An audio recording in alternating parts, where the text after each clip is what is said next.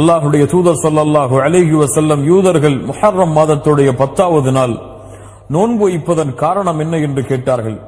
அதற்கு யூதர்கள் பதில் சொன்னார்கள், இந்த நாளில்தான் நபி மூசா அலைஹிஸ்ஸலாம் அல்லாஹ்வின் உதவியால் அவர்களும் அவர்களுடைய சமூகமும் ஃபிரௌனிடமிருந்து காப்பாற்றப்பட்டு ஃபிரௌன் கடலில் மூழ்கடிக்கப்பட்ட நாள்.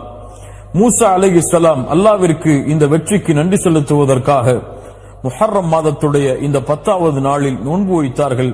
அதனால் நாங்களும் நோன்பை நோக்கிறோம் என்று பதில் சொன்னார்கள். அல்லாஹ்வுடைய தூதர் ஸல்லல்லாஹு அலைஹி வஸல்லம் சொன்னார்கள், உங்களை விட நபி மூசாவிற்கு உரிமையானவர்கள் தகுதியானவர்கள் நாங்கள்தான் என்று தங்களுடைய சஹாபாக்களுக்கு முஹர்ரம் மாதத்துடைய 10வது நாள் நோன்பு வைக்குமாறு பணித்தார்கள். அல்லாஹ்வுடைய தூதர் ஸல்லல்லாஹு அலைஹி வஸல்லம் அவர்களும் முஹர்ரம் மாதத்துடைய 10வது நாளில் நோன்பு வைத்தார்கள். கண்ணியத்துக்குரியவர்களை பின்னால் சஹாபாக்கள், அல்லாஹ்வுடைய தூதரே, யூதர்களோடு